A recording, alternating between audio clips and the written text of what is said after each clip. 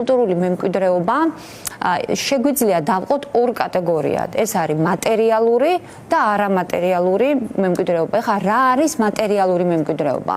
ეს არის ყველა არტეფაქტი, ანუ ის ყველაფერი, რაც ადამიანის ხელის არის შექმნილი, ეს არის დაწყებული მაგალითად არქიტექტურიდან, დამთავრებული აი სამკაულები, თუნდაც აი ძალიან ცნობილი ჩვენი სამკაული გამოჩნდა.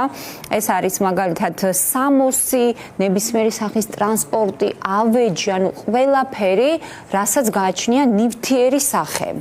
გვაქვს არამატერიალური კულტურული მემკვიდრეობის ნივთები, ანუ არამატერიალურში რა შედის? ეს არის მაგალითად ზეპირი გადმოცემები, ადამიანის აი შემოქმედების ნაყოფი, მაგალითად რაშიც შედის ტრადიციები, მითები, ლეგენდები, მაგალითად აი რო არ გამომჩეს ადათ-წესები, ტრადიციული მუსიკა, მაგალითად ცეკვა, რიტუალები, კულინარია, მათ შორის ხალხური რეწვა და ასე შემდეგ.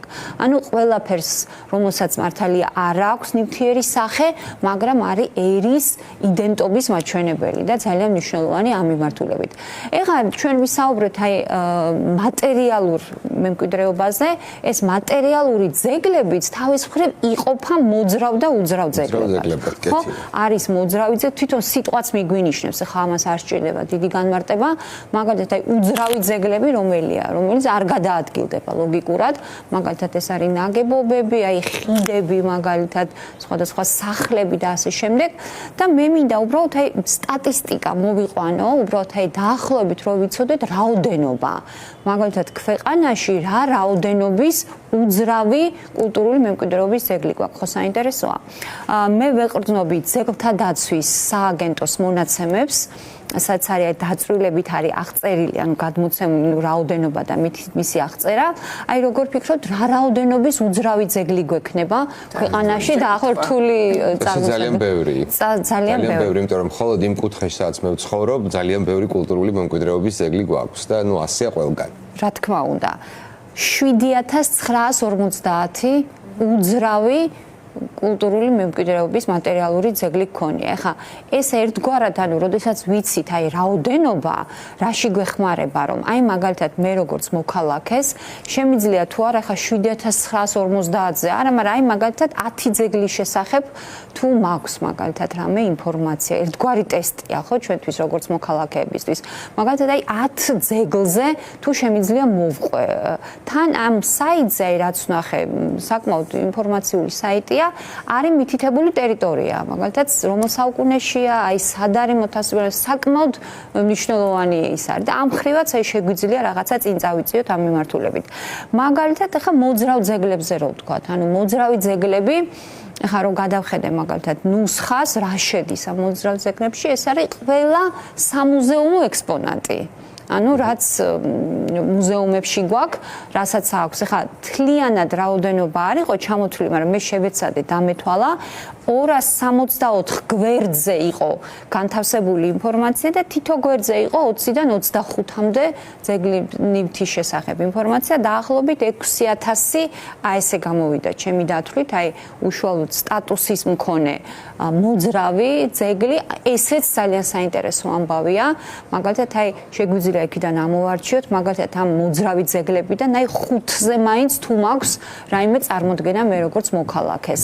აი მაგალითად რომ ჩამომივიდეს სტუმარი, რომელსაც მინდა ვაჩვენო, აი საიდან მოვდივარ და საერთოდ ვინ ვარ, რა შემიძლია ვაჩვენო, რა ექსპონატი შემიძლია ვაჩვენო მუზეუმში. ხო, ესეთნაირად რაღაცა როდესაც ამ ყველაფრის შესწავლას რაღაც სისტემურ სახეს რომ მივცემთ, აი იგივე თუდაც აი სკოლები, ბავშვები, ჩვენ თვითონ მოქალაქეები გავიზრდებით როგორც მოქალაქეები, ხო? აი ესეთი ამბავია. და გვეცოდინება სახელმწიფოს კიდე რა ვალდებულებები აქვს რამდენ ძეგლზე, ხო? და რა აუცილებლად. ეხლა რაც შეეხება უძრავ ძეგლებს, აი ძალიან კარგი რამე თქვით, სესილი, აი მაგალითად, როდესაც რაიმე შენობას აქვს მინიჭებული კულტურული მემკვიდრეობის ძეგლის სტატუსი, მაგალითად ამ შემთხვევაში გულისხმობ უძრავ ძეგლს.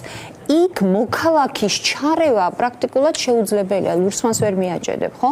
მაგალითად თუ არის შენობა, რომელსაც აქვს ეს სტატუსი, მოქალაქე, მეპატრონე, თუნდაც ვინც იმ პერიოდში შეიძლება იქ ცხოვრობდეს, აი ვერაფერს ვერ ისწავლებს. კი, სულ რო ინგრეოდეს სახლი ძალიან უჭირთ ამ ადამიანებს. სახელმწიფოს პასუხისმგებლობა რამდენად დიდია. აი თუ გახსოვთ, მე ადრე აქ გაჩვენეთ საროს ფოტოები, სადაც არის აი უნიკალური მესხური ოდები. ხო, ესეთი სამკუთხა კი, არის ძალიან მძიმე სიტუაცია იმ გაგებით, რომ ისინი არის ჩამოვარდნის და იმის პირას არის, აი დანგრევის პირას და მე გავიცანი მაგალითად საროში იმ მაცხოვრებელი, ანუ ცხოვრები, ადგილობრივი მკვიდრები, რომლებსაც ძალიან გული შესტკიოდათ ამ ყველაფერზე და მე დარწმუნებული ვარ, ისინი აღადგენდნენ იმას, რომ მას არ ჰქონდა სტატუსი. აი მე ვიყავი ამას წინათ უდიებთან კახეთში და ერთადერთი სახლი იყო, რამდენიმე იყო, მაგრამ ერთადერთი სახლი იყო შემორჩენილი, ძველი უდიური სახლი, ფანტასტიკური. მაგრამ აი რაღაც ძელები ჰქონდათ შეყუდებული და თითქმის ჩამოშლის პირას იყო. არა და ნუ არ აძლევენ უფლებას, რომ ხელი მოკიდონ, მაგრამ არც არაფერს აკეთებენ. აი ეგ არის, აი ამას აქვს უდიდეს მნიშვნელობა. მაგალითად აი თბილისის სხვადასხვა უბნების, აი უნიკალური სახლები, ანუ პრაქტიკულად არის დანგრევის პირას, იმიტომ რომ ადგილობრივი, ანუ ვინც იმ სახლში ცხოვრობენ, მათი გულის ტკივილიც არის, იმიტომ რომ ისინი ფიზიკურად ვერაფერს ვერ აკეთებენ. ამ მხრივ, ანუ აი ძალიან დიდი პასუხისმგებლობა აკისრია სახელმწიფოს ამ მიმართულებით. ეხლა რაც შეეხება, რომ გავაგრძელოთ არამატერიალურ ძეგლებზე რომ გადავიდეთ, ანუ არამატერიალური ძეგლებიდან, როგორც იქ ნახე საიტზე ინფორმაცია, კულტურული მემკვიდრეობის ძეგლის სტატუსი აქვს მინიჭებული 72 ობიექტს. ეხლა დაახლოებით ჩამოვთვლი მაგალითად აი ქართული ჭიდაობა. ეს არის ვთქვათ ტრადიცია, რომელსაც მინიჭებული აქვს ჭიდაობაზე მე სხვა დროსაც სვანური ქუდის დამზადების ტექნოლოგია. მაგალითად ვეფხის ტყაოსნის ზეპირად ცოდნის ტრადიცია. აი რაღაცა ძალიან ჩემთვის აღმაფრთოვანებელია ესეთი ამბავი. მაგალითად ზარით დაკრძალვის ტრადიცია, რომელიც არის სვანეთში. საერთოდ ეს სვანეთი, რასაც გადავხედე, არის აი საბადო აი ამ თქვათ ძალიან ბევრი მიმართულებით სხვა ტიპის ძეგლების.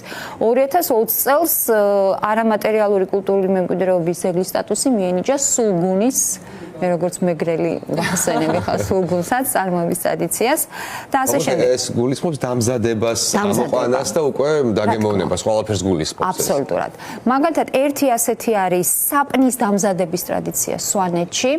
და აი ზუსტად ახლა ვხედავთ აი ესეთი ტრადიციული წესით დამზადებულ საპონს და მე აქვე ვისარგებლებ შემთხვევით და მინდა 1 აპრილს დაგპატიჟოთ ერთ-ერთ ღონისძიებაზე, რომელსაც ჩვენი სერტიფიცირებული გიდების ასოციაციის ორგანიზებით კეთდება ზუსტად ამ თემაზე. საპნის დამზადების უძველესი ტრადიცია სვანეთში 5 საათზე არის მწერალთა სახლში, დასრება თავისუფალია და სპიკერიც ყავს სვანეთიდან, რომელიც არაერთი ასეთი პროექტის მონაწილეა და დიდი გულშემატკივარი ქალბატონი ეკატერინე წულუკიძე. ანუ ცოტა ხანი ამ საპნის თემატიკაზე კითხავ, ანუ უნიკალური იქნება ალბათ რაღაც ბიო უძველესი მეთოდით მზადდება და ეს ხდის მის აუცილებლად და შეგვიდა რომ ჩამოგვიტანს და გვაჩვენებს აი რეალურად. შორის შენ სულგუნი ახსენე და ხაჭაპურის ტრადიციაც ხოთაშორის 2019 წელს ნამდვილად უბრალოდ ახლა 72-ს ვერ შევეხები. ერთი 2023 წელს აი გამოჩნდა ცოტა კურიოზულ სიტუაციაში აღმოჩნდით რომ ცხეთური ღვეზელი იქნა შეტანილი კულტურული მემკვიდრეობის ნუსხაში. ამაზე იყო დიდი ამბავი. მე მგონია რომ და იქ მაშინაც გამოითქვა აზრი რომ მოხდა ალბათ შეცდომა ჩვენ ესე მგონია. თან სათაური ნახეთ როგორ არის შესული ცხეთური ღვეზელის დამზადების ტრადიცია და მისი კულტურული კონტექსტი. აი რაღაცა ტიპური საბჭოთა პერაშკივით. კულტურული კონტექსტი მე მგონი ცხეთურ ღვეზელს არ აქვს, იმიტომ რომ რაღაცა ჩებურეკის ბიძაშვილი არა ამ ჩავლებრივი.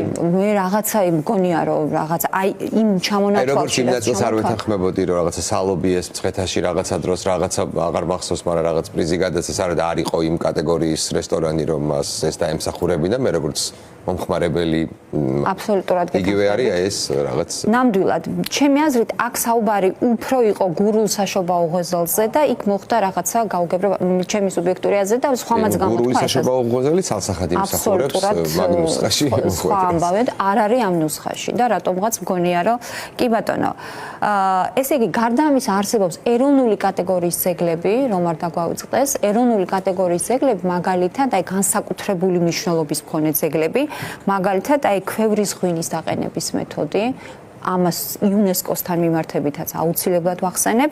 ქართული ანბანის სამი უძველესი სახეობის, აი ცოცხალი კულტურა, დედაენა არის შესული როგორც საანბანე სახელმძღვანელო, ქართული ჭიდაობა და ეს ბოლო მომეწონა ძალიან ქართულ ებრაული 26 საუკუნოვანი მეგობრობის ტრადიცია. ასევე შესულია აი ამ ეროვნული მნიშვნელობის არამატერიალურ კულტურულ ძეგლებში. აი თვითონ არქიტექტურას რაც შეეხება, ეხლა გუშინ წინ კლდის უბანში ვიყავი, იქ მქონდა საფეხმავლო ტური და ეროვნული მნიშვნელობის მქონე ძეგლი, მაგალითად თბილისში ერთ-ერთი ძეგლი, გარდა იმისა, რომ კულტურული მემკვიდრეობის ძეგლიც არის, აქვს ათეშკას. რომელიც არის მართლაც აი თბილისის მულტიკულტურული ქალაქის ერთ-ერთი საუკეთესო მაჩვენებელია. ათეშკას აქვს მინიჭებული. გარდა ამისა, ვარემ არამატერიალურ ძეგლებზე ვსაუბრობთ, აი იუნესკოს უფრო დაწვრილებით განვიხილავთ, მაგრამ იუნესკოს კულტურული მემკვიდრეობის სიაში, ანუ არამატერიალურში არის ქართული პოლიფონია, ქვევრის ღვინის უძველესი ტრადიცია, ქვევრის ღვინის დამზადების და ქართული ანბანის აი სამი უძველესი ასეთი კულტურა. ეხლა ქართულ პოლიფონიაზე დაიწყო თქვა აი ეს ყველაფერი. აი იუნესკოზე ვისაუბროთ, უბრალოდ ეხლა ოქროს დისკი გამოჩნდა და როცა ქართულ პოლიფონიაზე ვსაუბრობთ, მე არ მგონია საქართველოში არსებობდეს ადამიანი, ვისაც არ ქონდეს ეს ინფორმაცია, ჩაკრულოს კოსმოსური ისტორია, მაგრამ მაინც აი ახალ თაობას შეგვიძლია შევახსენოთ, რომ 1977 წელს NASA-ს მეცნიერებმა კოსმოსში გაუშვეს ხომალდი, სადაც იყო განთავსებული ინფორმაცია დედამიწის შესახებ. ანუ ცივილიზებულს კი შეგვიძლია ნახოთ, მოვისმინოთ ეს ანგები.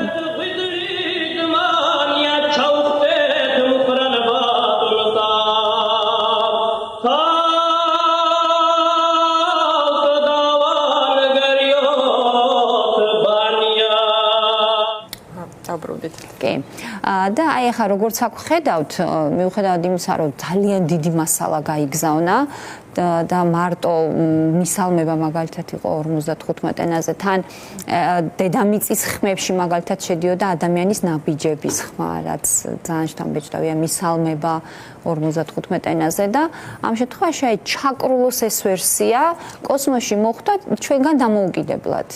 იმიტომ რომ როდესაც ატარებდნენ კონცერტს მღეროდნენ სოლისტები როსტომ საგინაშვილი, ილია ზაქაიძე და კონცერტს ესწრებოდა ადამიანი, ვინც ამ პროექტის უშუალო მონაწილე იყო და მან ჩაიწერა ეს უნიკალური სიმღერა და თვითონ ჩაკრულო ხუთწუთიანია, მაგრამ აი პატარა მონაკვეთი, აი იქიდან რო აგრძელებს, მე მგონი როსტომ საგინაშვილი მღერის ხმალოხევს ურეც ნაჭედო, აი იქედან მოხდა რაღაცა აი ესეთი უნიკალური შემთხვევაა, მაგალითად, ჩვენს უცხოელ სტუმრებთან არ უშვებთ შანსს ხელიდან, რომ მათ გადავცეთ ეს ინფორმაცია. იუნესკოს დაცული ძეგლების თუ კულტურული მემკვიდრეობის აი ამ რაოდენობით მე ვფიქრობ, რომ გამომდინარე იქიდან, რომ უძველესი ისტორია აქვს ქართულ ერს და ქართულ სახელმწიფოს, ალბათ მოწინავე ადგილას უნდა იყოს საქართველოს სიმრავლით, ხო? ლოგიკურად, აი ზუსტად ძალიან სწორი დასვლა იყო ხარ ისე თქმაც მინდა თვითონ იუნესკოც რო შევიხსენოთ ხა ეს გაეროს ზუსტად რო ვთქვა განათლების მეცნიერების და კულტურის ორგანიზაცია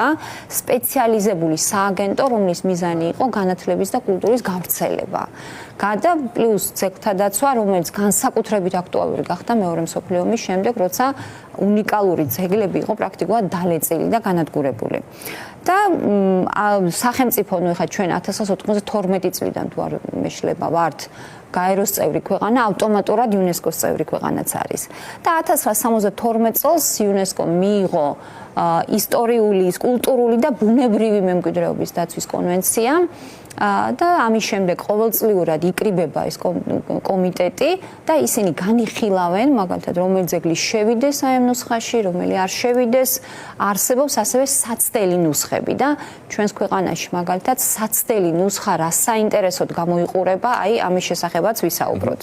მაგალითად პირველი ძეგლი, ესეც რო ვთქვათ, აი გამოჩნდა ეს იუნესკოს ნიშანი, პირველი ძეგლი 1978 წელს შევიდა იუნესკოს ნუსხაში, ეს იყო გალაპაგოსის კუნძულები წყნარ ოკეანეში და ძალიან დიდი როლი ამ კუნძულის აღმოჩენაში ზოგადად ითამაშა სამეცნიერო ექსპედიციამ, რომლის მონაწილე იყო ჩარლზ დარვინი და ჩარლზ დარვინსაც დიდი როლი მიუწევს, აი ეს არის ფოტო და გალაპაგოს ზოგადად აი დიდი კუს ნიშნავსო და აი გიგანტური კუების კუნძულებად არის ერთ-ერთი მართლაც ნამდვილად ეგზოტიკური ადგილია დედამიწის შეიძლება ითქვას. ეხლა იუნესკოს მსოფლიო მემკვიდრეობის ძეგლები იყოფა 3 კატეგორიად, ეს არის გალაპაგოსის კუ. გიგანტური, ადამიანზე ბევრად დიდი, ადამიანის ზომაზე ბევრად დიდი. ესე იგი, იუნესკოს მემკვიდრეობის ძეგლების 3 კატეგორიად ითვლება, ეს არის კულტურული მემკვიდრეობის, ანუ უძრავი და მოძრავის გასაგებია, ასევე არის ბუნების ძეგლები, რაც განსაკუთრებით საინტერესოა, ბუნების ძეგლებში შედის კუნძულები, ნაკრძალები, კანიონები და ასე შემდეგ, ანუ ბუნების ძეგლებზე ვიტყვი ერთს.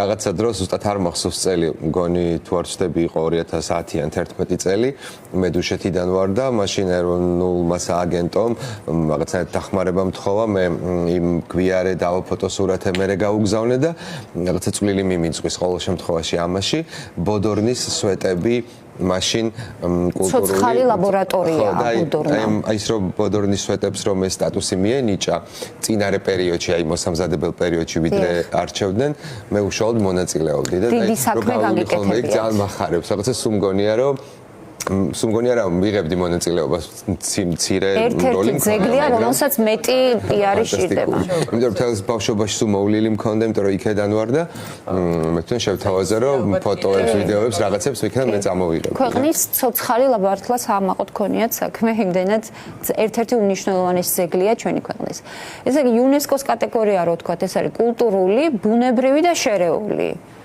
ისიც არის ისე როგორც მაჩუ პიქჩუა აი დაახლოებით ამდაგვარი საქართველოში იუნესკოს სიაში შეტანილია ძეგლების რაოდენობას ცალ ხელზე დავითვლით მიუხედავად იმისა რომ აი უძრავი მატერიალური ძეგლების რაოდენობა იმდენი ვთქვით 7950 ძეგლი ვთქვით აქედან იუნესკოს სიაში შეტანილია ცხეთა და მისი ტაძრები უბრალოდ ცხეთის შემოგარენზე და იქ არსებულ ძეგლებზე მინდა რომ ცოტა მეტი ვისაუბრო, მაგრამ როგორც ხედავთ, სვეტი ცხოველი არის შეტანილი მე-11 საუკუნის ჯვრის მონასტერი ჯვართან დაკავშირებითაც იყო მთელი რიგი ამბავი, აი გეოგრაფიულად თითქოს არ უწყობდა ხელს, რომ ერთ კომპლექსში შესულიყო, მაგრამ მოგვარდა სიტუაცია 1994 წლიდან შევიდა ჯვარი უნიკალური ხედები ჯვრიდან, სამთავროს მონასტერი ასევე არის ამ ნუსხაში.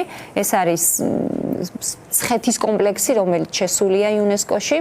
მეორე ჩვენი უკვე ესეთი ყვადაღებული თემა გელათი რომელიც იმედია გადაგვირჩება ტექნოლოგიურ ეპოქაში ამდენი ასობით წელი იდგა შენობა და ტექნოლოგიურ ეპოქაში რომ აი შენობა იკარგება და იღუპება ძალიან დიდი სირცხვილია არ ვიცი შთამომავლებს უბრალოდ რა პასუხი უნდა გავცეთ ძალიან შემდეგ აუცილებლად დადგება პასუხისმგებლობის საკითხი იმიტომ რომ აქ შეიძლება უბრალოდ ასე ერთი კითხვა მაქვს ელზა აი ეს იუნესკოს სია ვთქვათ რამეთი თუ იცავს რომელიმე ძეგლს, ანუ რას ნიშნავს იუნესკოს? აუცილებლად იცავს და, ну, რა თქმა უნდა იცავს, იმიტომ რომ იუნესკოს შემადგენლობაში მყოფი ძეგლის, ესე იგი, თვითნებური გადაკეთება, მისი ხელის შეხება ყოველად დაუშვებელია და რაც ყველაზე მნიშვნელოვანია, ხელს უწყობს პოპულარიზაციას. ანუ იმდენად ცნობილი ხდება ძეგლი. აი, ჩვენ რო ჩავდივართ მაგალითად უცხო ქვეყანაში,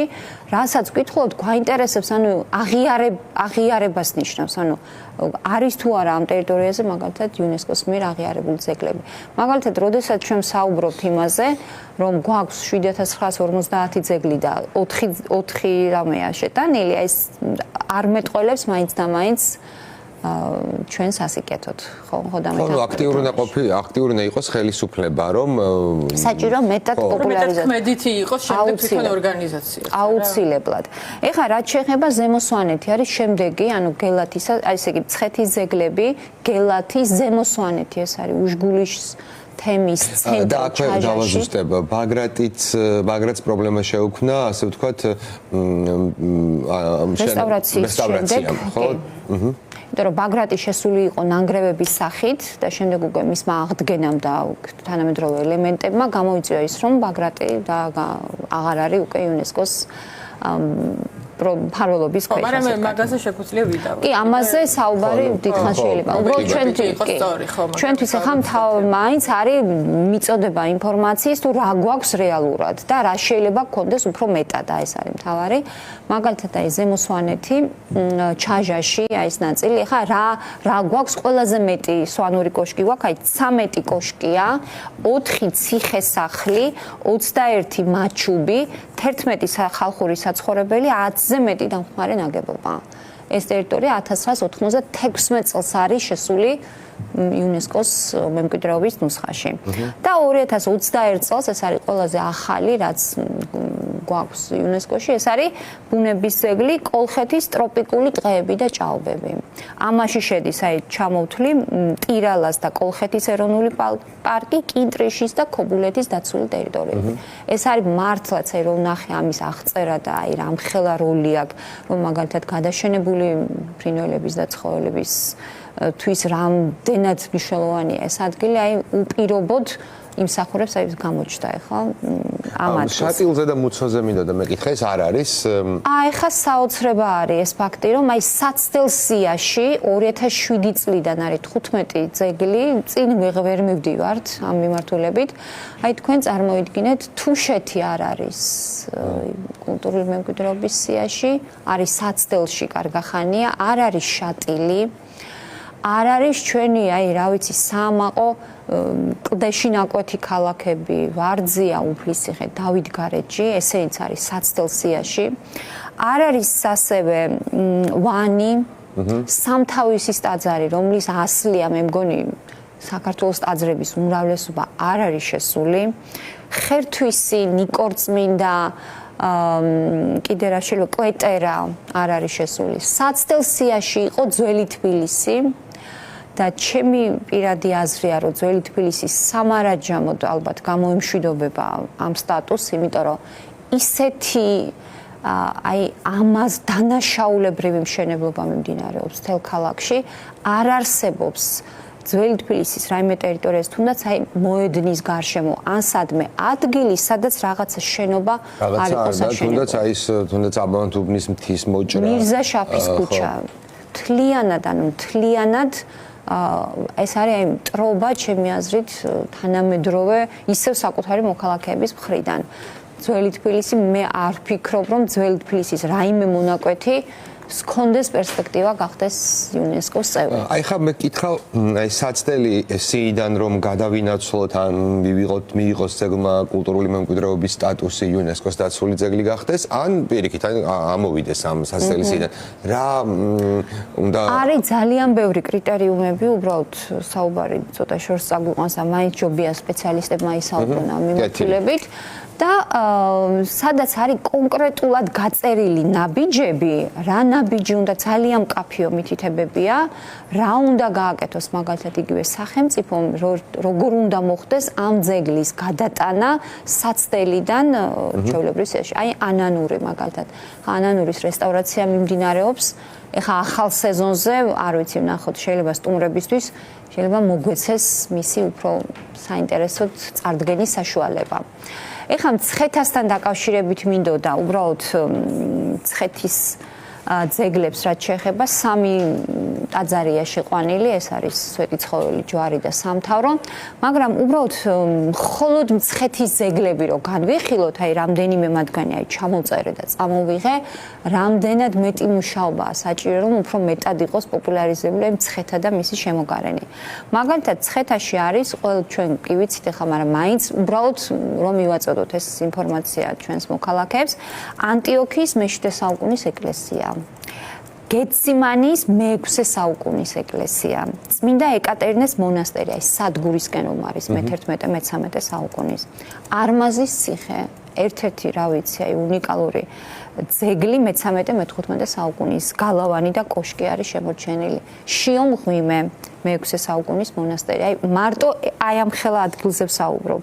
ბებრის ციხე, ეს მცხეთის კარს კეტავდა და ერთ-ერთი სტრატეგიული მნიშვნელობის ციხე, კალოუბნის ეკლესია მე-12 საუკუნის, ზედაზენი მე-6 საუკუნის მონასტერი, მან ზადენის კერპი და საოცრებებს ყვებით. ყველა არ ქვია მას მეორე იერუსალიმი მცხეთს. სასწაული, პომპეუსის ხიდი, აქ ვისაუბრეთ კიდევ ამ პომპეუსის ხიდზე, რომელიც ნამდვილად იმსახურებს რაღაცა უფრო მეც, ვიდრე ეხა არის. ეხა საერთოდ არ ჩანს. ჩემი ფავორიტი ბაგინეთი. ეს არის ქართლის სამეფო რეზიდენცია, სადაც იყო განთავსებული მე-5 საუკუნემდე და წარმოიდგინეთ, მე პირადად რამდენჯერმე მქონდა მცდელობა სასკოლო ტური ჩამეტარებინა, აი ბავშვებისთვის მქონდა დიდი სურვილი, მეჩვენებინა ეს ბაგინეთის სამაროვნები, სამეფო აბანოები, აი მთელი ცივილიზაციის აკვანი, აი საიდან მოვდივარ ჩვენ უბრალოდ თქვა, მარტო მცხეთაში ჩანს, მხოლოდ ამ ადგილას, სხვა დანარჩენს რო თავი დავანებოთ. და იმდენად ცუდი გზა არის, რომ ფიზიკურად ტურს ვერ დაგეკმავან, ბავშვებს უმეტეს ვერ წაიყვან. ესე იგი, ბაგინეთი და შემდეგ რომაულებამ მცხეთის აკლდამა, ეს არის ახალი წელთაღრიცხვით პირველი მეორე საუკუნე, სამთავროს სამაროვნები, არმაზ ციხე, არმაზის ბილინგვა. ეხლა კი არის ბილინგვა თვითონ მუზეუმში გადატანილი, მაგრამ სივრცე არის აი გამაოგნებელი, რაც იმას ნიშნავს, რომ აი ჩვენ უფრო მეტი მოქალაქეობრივი პასუხისმგებლობა გვჭირდება, როგორც მოქალაქეებს, ასევე ხელისუფლებას, ყველას, რომ ჩვენი ძეგლები, იდენტობა უფრო მეტად იყოს ცნობილი და ჩვენი ძეგლები, იდენტობა, ყველაფერს გეუბნება